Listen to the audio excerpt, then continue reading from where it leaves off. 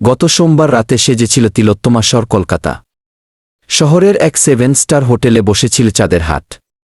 বরবাদের শুটিং ছেড়ে মুম্বাই থেকে কলকাতা উড়ে যান শাকিব খান উপলক্ষ এসকে মুভিজের একসঙ্গে 8টি আসন্ন ছবির লঞ্চ, যার অন্যতম শাকিব খানের দর্দ দুলু মিয়া হয়ে আগামী 5ই নভেম্বর রূপালী পর্দায় ধরা দেবেন তিনি। সেখানে তার নায়িকা বলিউডের সোনাল চৌহান। সেখানেই হাজির হয়েছিলেন কলকাতার সমস্ত নামি দামি তারকারা। তাদের মধ্যে ছিলেন অভিনেত্রী শ্রাবন্তী। শাকিব খানের সঙ্গে বেশ কয়েকটি ছবি করেছেন এই অভিনেত্রী। শাকিব সম্পর্কে তার ধারণা কি? এ বিষয়ে এই অভিনেত্রী অকপটে জানালেন শাকিব নাকি দিন দিন সুন্দর হয়ে যাচ্ছেন, আর এটাই নাকি মেয়েদের জন্য চাপ হয়ে যাচ্ছে। মানে শাকিবের প্রতি মেয়েদের আকর্ষণ ক্রমেই বাড়ছে বলেই তার মন্তব্য। এক প্রশ্নের জবাবে শ্রাবন্তী বলেন, শাকিব খানের সঙ্গে অনেক দিন পরে দেখা হলো। আমরা সর্বশেষ করেছিলাম ভাইজান এলো রে।